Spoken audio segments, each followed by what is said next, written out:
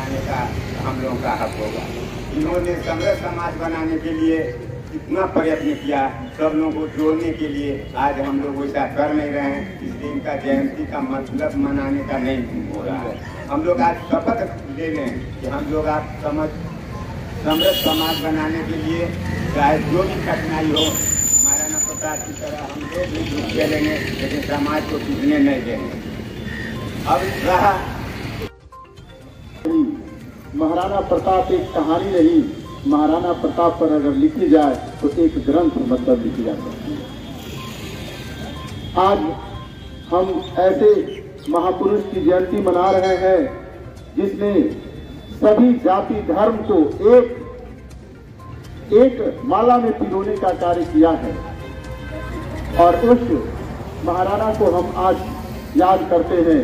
और हम अपनी बात, क्योंकि और भी वक्ता है और ज्यादा हम कुछ बोलना नहीं चाहेंगे, क्योंकि उन्होंने दुश्मन के सामने कभी सर झुकाना नहीं पसंद किया, अपनी गुलामी नाश्ता कभी स्वीकार नहीं की, घास की रोटी खाना पसंद किया, लेकिन दुश्मन के सामने सर झुकाना पसंद नहीं किया।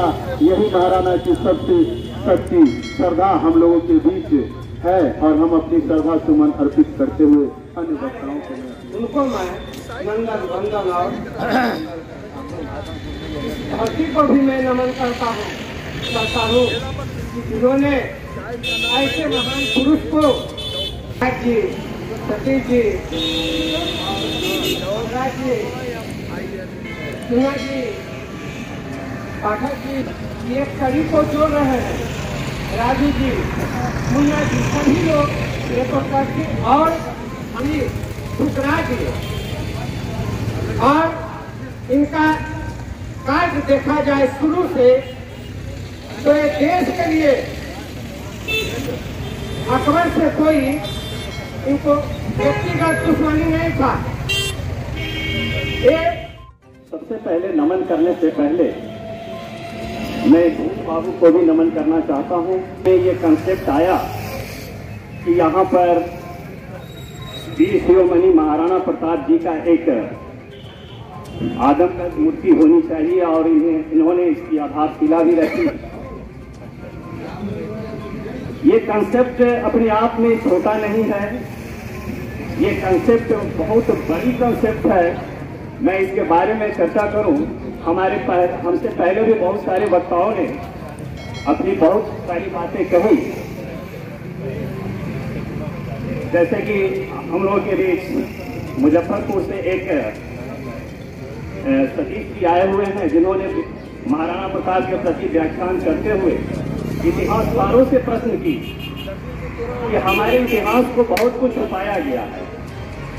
तो मैं इनकी बातों से बहुत सहमत हूँ, क्योंकि हमारे इतिहास को इसलिए छुपाया गया है कि अगर हम इतिहास को अच्छे तरीके से पढ़ें तो 712 ईस्वी में सबसे पहला विदेशी अतिथि आया था मोहम्मद कासिम, जो कभी महाराणा प्रताप के पूर्वज हुआ करते थे, पप्पा रावत, जिसे इतिहास से गायब कर दिया गया। उनके बारे में कहा जाता है कि कभी वो युद्ध हारे ही नहीं।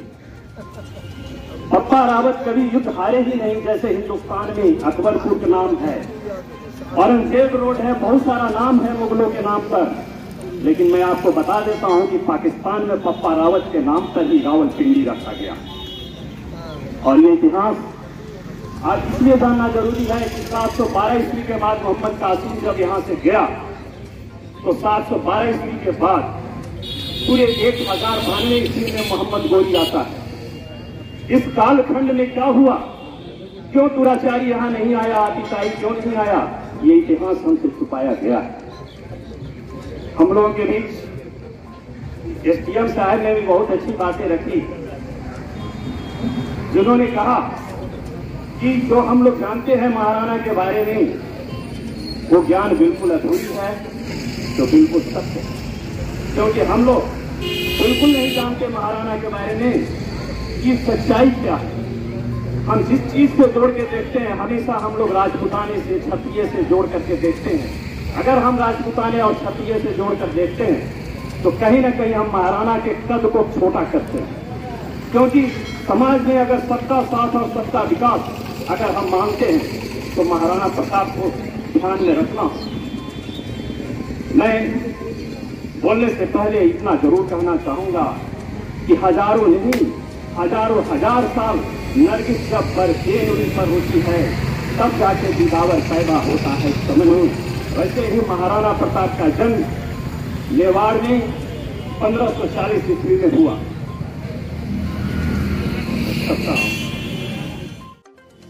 क्योंकि बहुत शक्तिशाली थे।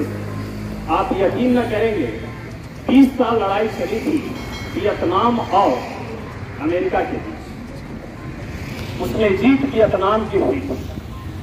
जब उसके राष्ट्रीय अध्यक्ष से यह प्रश्न किया गया पत्रकारों के द्वारा कि आपने ये जीत कैसे हासिल की, तो उन्होंने कहा कि हमने ये प्रेरणा। तब अगला प्रश्न था कि भारत के आप किस राजा से ये प्रेरणा ली? भले हम और हमारे इतिहासकार महाराणा प्रताप को भले ही उतना तवज्जो न दें, लेकिन विदेशों में ये परचम जरूर लहरा रहा है। उसी प्रकार से आप समझ सकते हैं कि जिस तरह से अकबर शक्तिशाली था, प्रचंड था, उस समय एक मामूली सा मेवाड़ का राजा होकर भी उन्होंने हुंकार खड़ी किया अकबर के खिलाफ। मैं ऐसे महाराणा के बारे में चाहे जितना कुछ कहूं बहुत कुछ न होगा, क्योंकि जिन्होंने अपना जीवन सर्वस्व कर दिया निछावर जन्मभूमि का नाम, ऐसे महाराणा को करते हम बारंबार प्रणाम। जय महाराणा।